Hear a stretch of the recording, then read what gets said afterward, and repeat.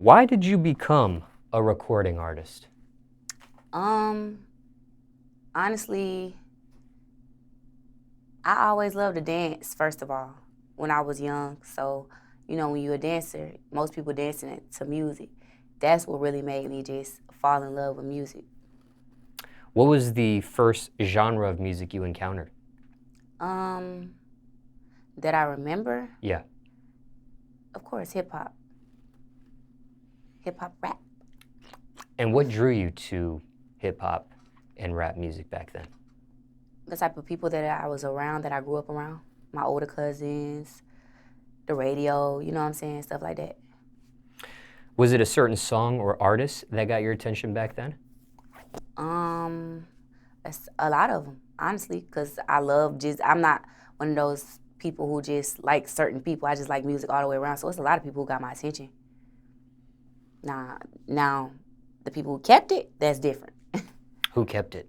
A few artists that kept my attention growing up, definitely Nicki Minaj.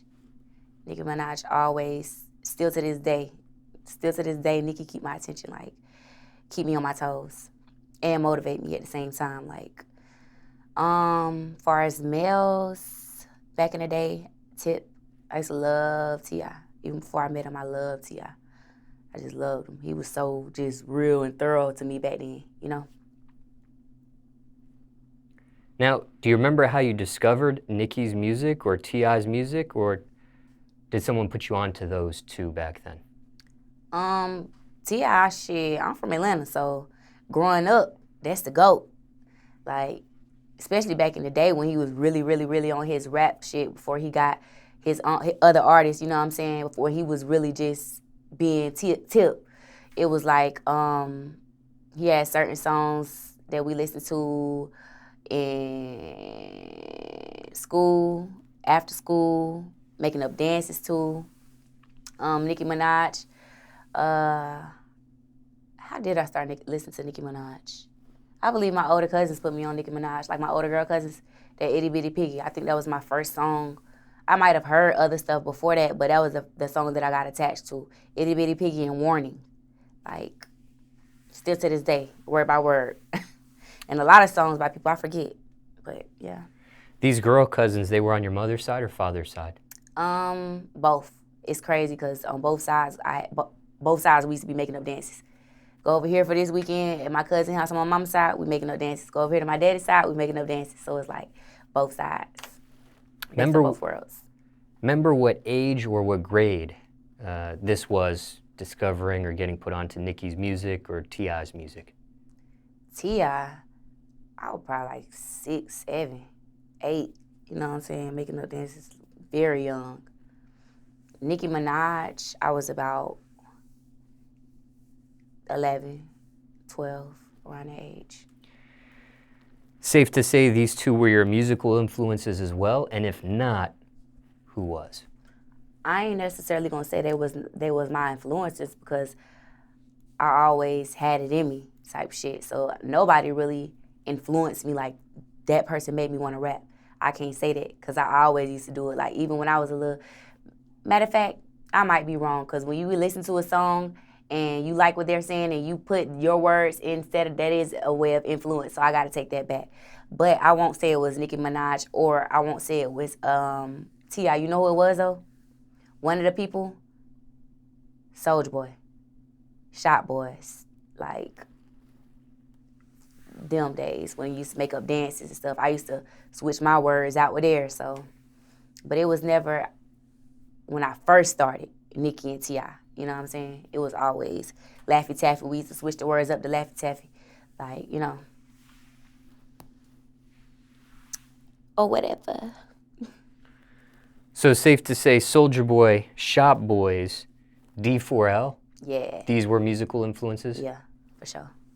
When I was young. When I was young, going to school, making up raps after school with the neighborhood, stuff like that, when I was young, before I start being a serious recording artist. And shout out to them, though. Shout out to Shop Boys.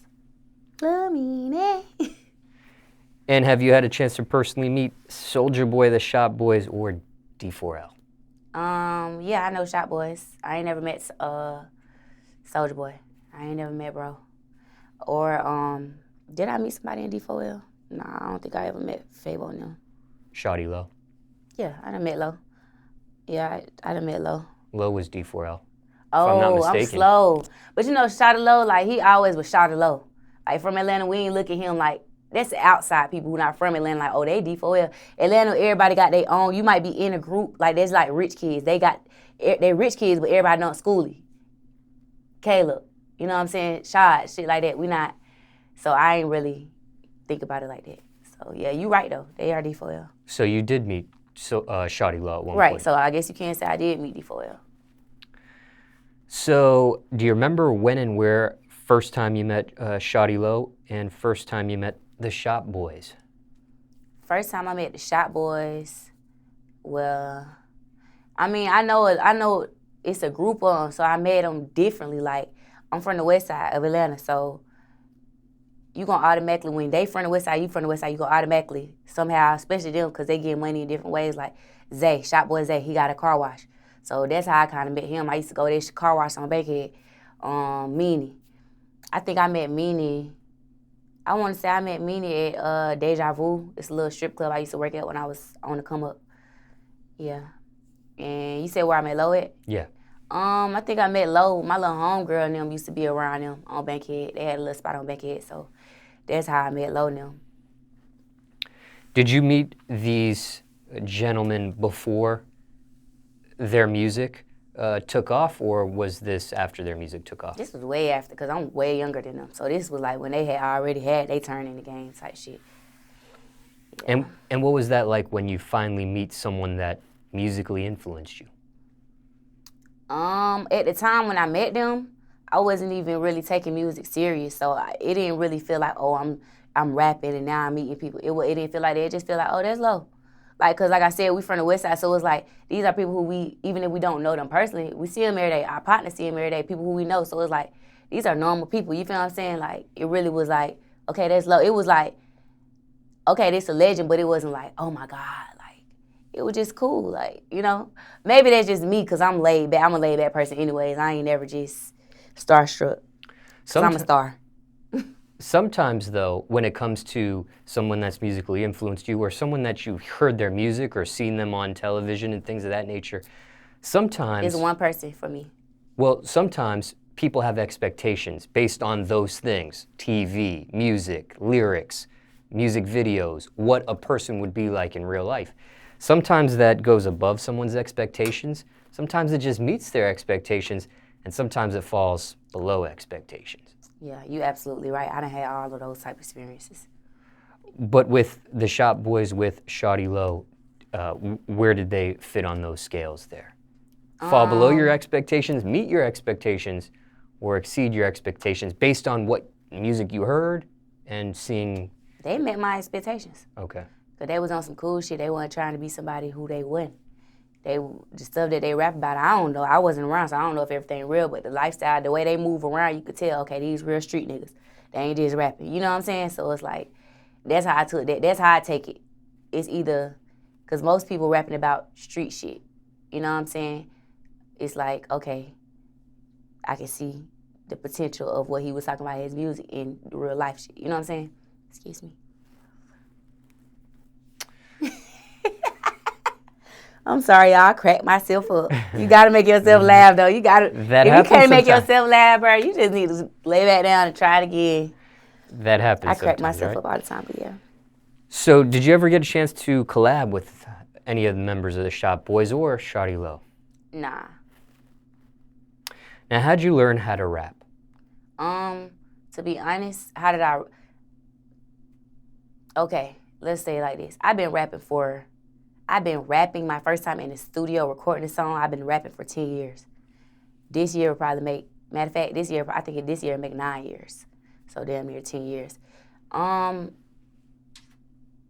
just did me. Made words rhyme and did me. That's how I started off.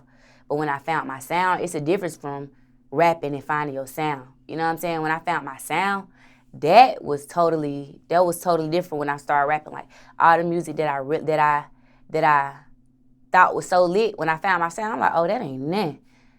I got to start from ground zero with it. You know what I'm saying? So it's like, I just found my sound probably a year ago, to be honest, like my sound.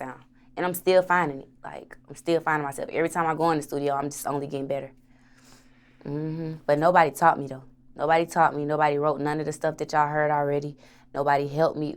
I can say this. When I be in the studio, I might ask a person, like, if I'm lazy rapping, meaning when I'm tired, I'm on my last song, my last hour at the studio, I might be like, hey, what's the word around with this? I might ask my homegirls or somebody like that. But as far as sitting down, somebody helping me, nobody done helped me ever. Now,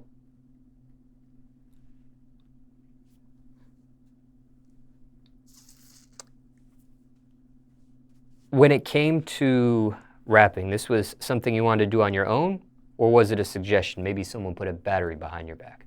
No, I always wanted to rap, but I just never had I pushed myself, to be all the way real with you. Like, excuse me, don't get me wrong. It was people around me like, well, you should rap.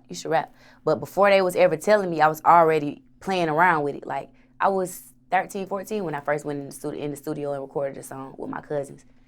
So I always wanted to do it. I just never, it come with, you got to have money, first of all. You got to have money. So I always had in my head, like, boy, before I do anything, I got to run my bag up. So right now, I don't got time to do what I want to do. It's about doing what I got to do. You know what I'm saying? So what was the question again? Well, I asked if this was something you wanted to do on your own, or was it a suggestion? Oh, yeah, so back to that. Yeah, basically, nobody suggested. I mean, people suggested it, but like I said, by the time they had suggested, I had already played around with it, knew what I had to do to get to that point to be able to spend my money on even going to the studio. You know what I'm saying? Because it's either you're going to go to the studio and do all this, or you're going to pay your bills. In the stage that I was at, I was only goddamn 19 when I knew I really wanted to rap. So I said, you know what I'm going to do? I'm finna take a break from this, run my bag up when I can spend it abundantly. I don't have to be hustling backwards, going to the studio this day, going to strip to get it back, going to the studio this day, going to strip. I'm just stripped for a whole year, run that bag up, so I don't got to live like that. I don't got to live day to day when it comes to doing my music. You know what I'm saying? So, yeah, nobody suggested it like, oh, took me to the studio, gave me the money, da-da-da. No. My first time going to the studio, my first song that I got by myself, I paid. My first beat, I paid. You know what I'm saying? Like, for real. And I hate that song. Everybody love that song. But I did it. Nobody helped me do none of that. So. What song are you referencing here? Fuck That Nigga. That was my first song that I recorded by myself in the studio. Like produced by D.I. Like you engineered the song yourself as well? No, I didn't engineer the song myself. D.I. from the West Side, Free Bars. D.I. He did my first beat to my song, and he recorded it. And just for time references here, it's February 2021. Correct. And what's your current age as well? My current age is 23.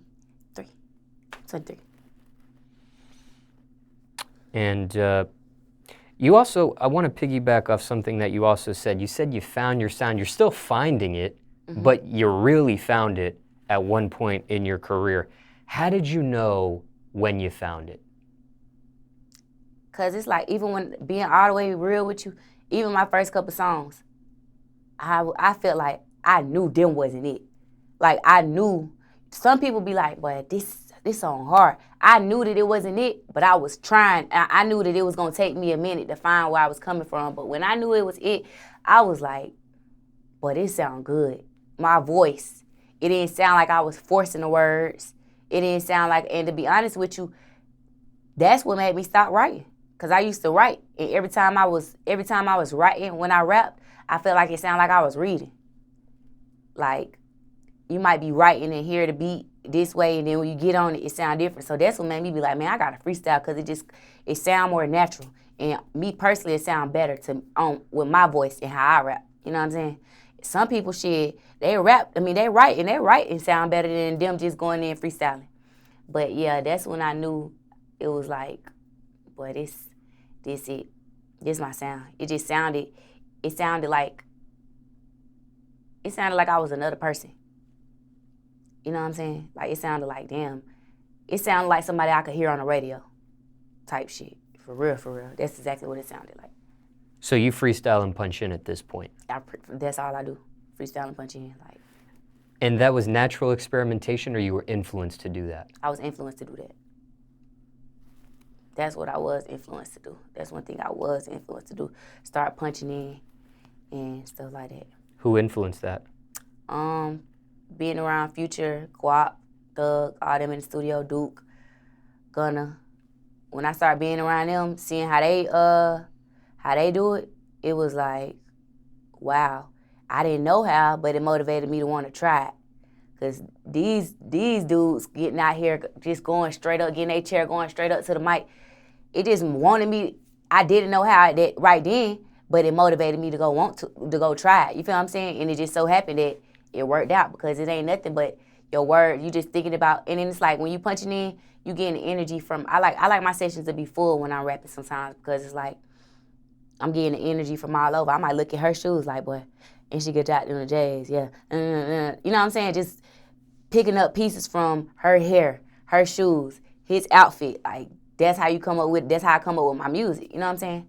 So it's like, yeah, I really love the punch in thing. Those are the people who influence me though. So when you say full, you mean you like people in a session? Yeah, with you? really it'd be the same people. It'd be my two homegirls. We call ourselves the triplets, the Powerpuff Girls. Who are the other two women? Sincere and Ramik. And how did you meet each one? I met them through another friend that I got, Alley Boy. Oh, you met both of them through Yeah, him. they sisters. Oh, okay. Got you. We are sisters really, but they blood sisters. I see. And when you use the phrase sister, is that kind of like saying they're your best friends? Basically, yeah. I prefer sisters, but yeah. Now, you've also mentioned some names here in this conversation. Future, Thug, things of that nature. And you mentioned some others as well. Mm-hmm. But these names in particular that stand out, how does one get in a room with them to even see them do the things that you just described? Freestyling, punching in, recording music. Like, how did you get in a room with these people? First of all, it's Atlanta. So it's like when you a rapper and you working with other rappers who signed to them, you gonna automatically just come across like, you know what I'm saying? You might just be in the studio with them one day and they come in. You know what I'm saying? So and it's like Atlanta, we embrace each other. So if they hear you a female rap, they gonna give you most times a real nigga and them so happen to be real, they gonna give you the opportunity like shit. Go ahead, you know what I'm saying? So that's how I got in the room with them around Duke, Guap, you know what I'm saying? People like that. Now at this point, you are a serious recording artist. Yeah, dead serious. How long would you say you've been a serious recording artist for? Rough estimate. I've been a serious recording artist since I was about 19 and a half, which was 3.5 years ago. Ever signed a recording contract? Yeah, I signed a recording contract and I got myself out of that. I'm independent now. Care to share who and how did you get out of it? I don't care to share who, but I can tell you how I got out of it. I basically got out of it because, it was just breach of contract. Like, when you have an agreement on two ends, the agreement's supposed to be met in order for the deal to be valid. You know what I mean? And if those agreements aren't met and there's no way that we can communicate to work it out, then automatically it's just, luckily I got a lawyer who had my best interest. But, you know what I'm saying? When you breach a contract, shit happens. But yeah, ain't no bad blood though. Looking back, did you make the right or wrong decision? I'm sorry, I'm messing with the mic. Nothing I did. I can't say. Of course, everybody fuck up, but I ain't gonna sit here and say it was a fucked up decision because shit, I didn't lose. I got me some exposure. I might not have been able to, get my mixtape dropped when I wanted to, but shit, now I'm dropping it independent. So it actually worked out for the best. But yeah, I won't say it was something that I regret or something that, none of that. Cause it ain't, it's just a part of my past. And I'm actually glad it happened to me early on in my rap career so that I could see what's really going on, so that I can know for the next time I do decide that I want to sign a deal. If I do decide that that's what I want to do, I know what to do. I know how to handle myself. And I ain't gonna sit here and kicking like everything was all on them. I had some shit I could have did better too. That is what it is. But I'm mature enough to admit that. But I just know how to move forward. You know what I'm saying? And that's why I don't regret it. Because I wouldn't know how to move in certain areas if I ain't never been in the situation. Now I know when the bigger situation come, okay, this how I can handle this. This how I could avoid this. This how I could do that. You know what I mean? So shit, I'm really grateful for the opportunity. It was a situation for me that I feel like I learned out of. So any learning lesson, I don't regret ever. Now we kind of built a little chronological history here of your career. 19 and a half is when you said you took things serious, and right now you're 23. At what point from 19 and a half to 23 do you actually sign this contract? When I was 22. When I was 22, I signed. And then how long were you in the contract before you finally got out of it? I was in it about 6 months, 7 months. Nah, I ain't gonna say everything was good. We was on good terms for 6 or 7 months, but I was in the contract about, I'd say about 10 months. Now also in these 3.5 years, ever felt like quitting? Hell yeah, but I ain't never quit. Why not? Because I got a family, first of all. I got a family that's depending on my dreams. And that's one reason why I can't allow no labels or none of them, no managers. I can't let nobody hold me back. I can't let nobody, because guess what? My family depending on me. So whenever I feel down, I feel like, goddamn, I want to stop. I got to always remember, I done came this far. I done came too far to let my mama down. I done came too far to let my granny down. Like, it ain't happening. I don't give a fuck what I want to do. I got folks that depend on me, and that's my responsibility. So it is what it is when it comes to that. Now, was it just a thought or a feeling, or was there a point where you actually take a break or stop? Yeah, I done took a break. But I took a break right before I signed the deal, actually, and the deal was kind of the thing that made me go back hard. And once I seen, like, that's another reason why I don't regret it, because like once I seen like shit, these folks put some money behind me. Well, I can't put it behind myself. You know what I'm saying? So it really just made me go harder, you know. And anyone ever tell you, you know what, maybe you should quit. Maybe this stuff isn't for you? Nobody never told me. If anything, like on some real shit, be crazy, because sometimes I be feeling down, and it's like successful people, like I got about 10 M's in my phone worth of important people who already done made it, who already at that level, or whatever the case may be, that I'm trying to get. And they always, when I'm feeling down, it's like God be calling them, telling them to call me. Because they always hit me like, what's up, V? You all right? Man, that shit you just dropped on your page a couple weeks ago, man, that's hard. You need to drop that, da-da-da. And that sometimes be the push that I need, you know what I'm saying? At that moment, just to, like, boy, okay, I ain't finna stop. Nobody ain't never told me to quit, though. Nobody ain't never said, oh, but I don't know about that. Like, I don't know about her. It ain't one person who done told me, like, this shit not for you. It ain't one person who said, but your shit ain't hard. Of course, it's people who gonna think that. Of course, it's people who around me who probably think that, but that's their opinion. You don't get paid for opinions. Risk versus reward. What's the biggest risk you took for your music career so far? The biggest risk I took for my music career so far. Shit, I'm taking risks every time I spend $3,000, $4,000, $5,000 on videos and shit. That's a risk. It's not guaranteed. I'm not gonna sit here and act like I'm some big rapper, celebrity, none of that. I'm still on the come up. So it's like every time I'm dishing my money out, I'm taking a risk. I'm taking a risk like, shit, this might be a waste. You know what I'm saying? Real shit, like being all the way real, like it's a risk. Everything that I'm doing is a risk until I make it to that level where it ain't. You know what I'm saying? Until I make it to that level to where I done got all my money plus some back. You know what I'm saying? Everything till then is a risk. Was it worth it? I like rapping. I ain't doing it because of hype. So it's one of my dreams. So hell yeah, my dream gonna always be worth it to me. It's just an unfortunate situation that I gotta. It ain't even unfortunate because like I said, I take responsibility, but I got certain people depending on me. So that's why it be like, I can't allow nobody to play with my dreams. I can't allow the next motherfucker to play with my dreams. I got too many people depending on me. Proudest accomplishment so far in your music career? My proudest accomplishment My proudest accomplishment in my music career was going on BET. That was one of my proudest accomplishments when I went on BET. Explain. And that's one thing that the label did do. They got me on BET. They put me on BET. And I woke up on BET. That's how I was. That was the feeling. Just imagine you a rapper and you wake up on BET. And not only did I wake up on BET, but they made my video of the week. And they kept spinning it for 2-3 months. You know what I'm saying? Like, I know they ain't paying them to keep that video on there that long. It's just the fact that they was supporting it. You know what I'm saying? The Black Entertainment Television, they was fucking with it. So that was an accomplishment for me. But to even get it on there, was there a payment? I'm pretty sure. I don't know the exact amount or nothing like that, but yeah, it was.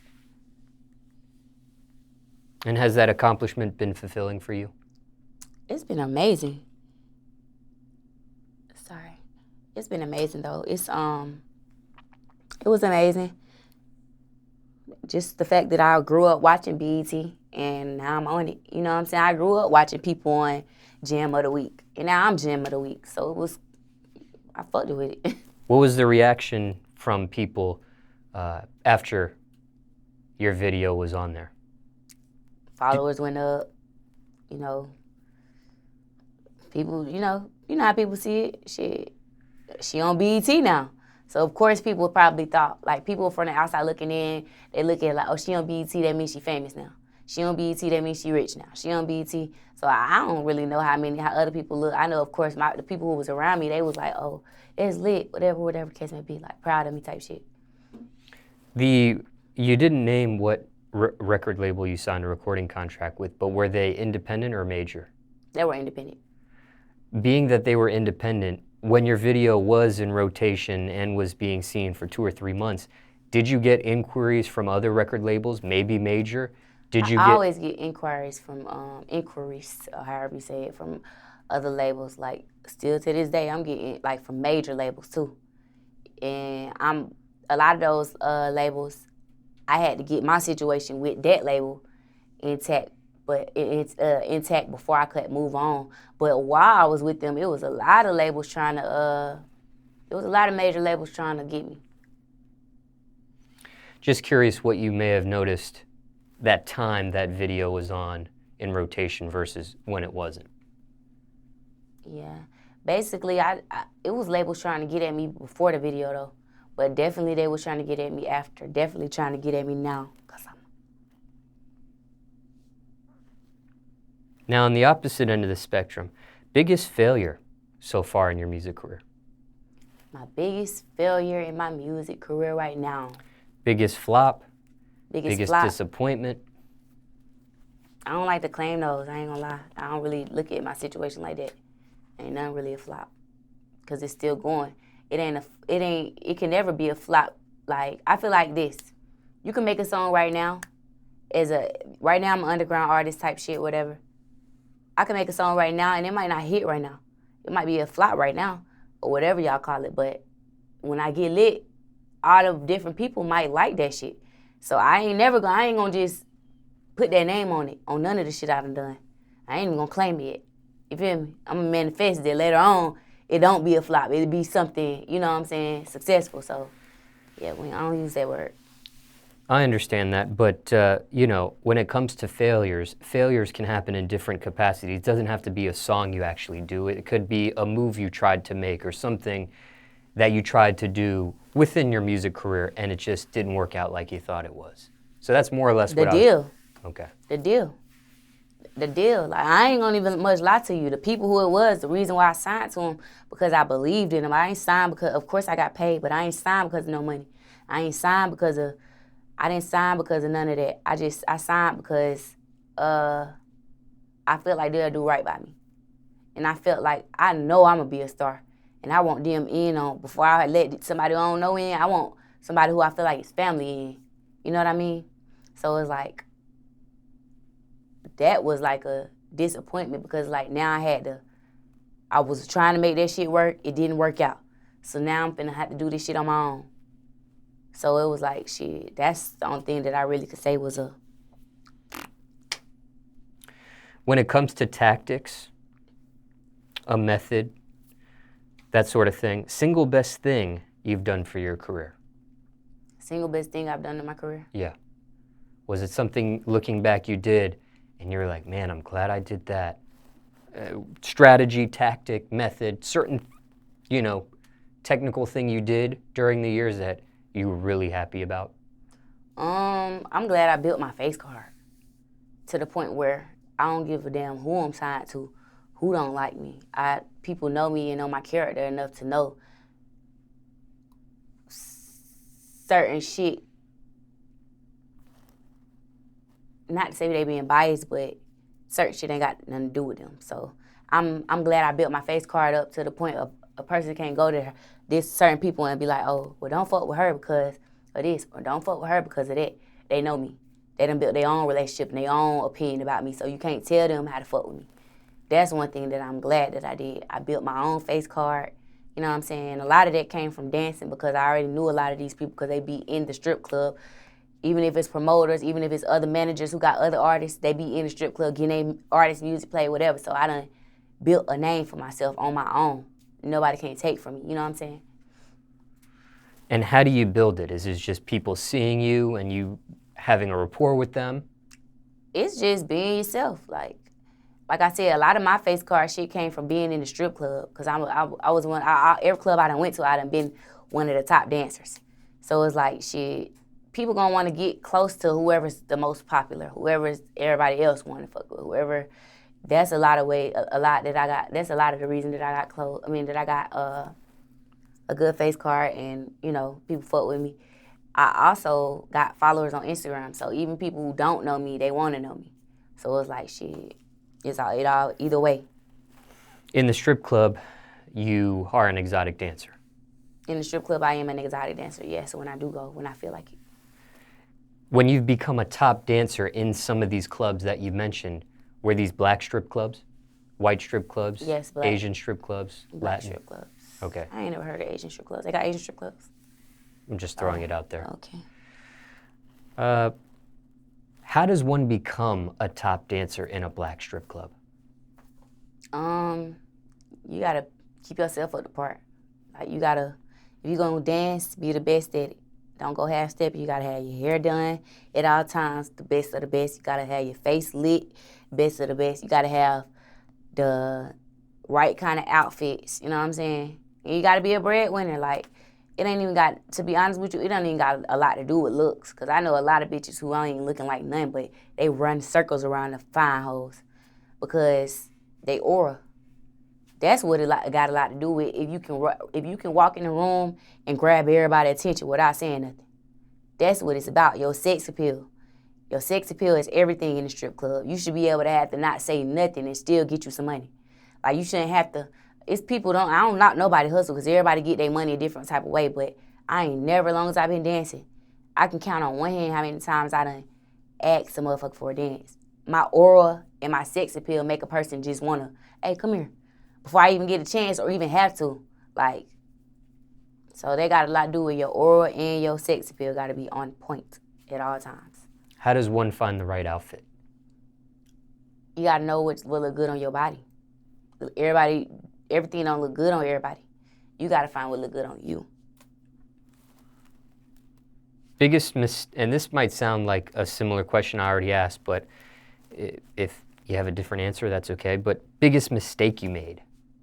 As far as what in life? In your music career. In my music career, I ain't really made no mistakes. I'm still growing. I'm still going. I ain't really done too much. I don't do nothing but drop music and go. I don't do drop music and go do the video. So it ain't like I ain't really got a chance to fuck up yet. If y'all get what I'm saying, don't let that go over your head.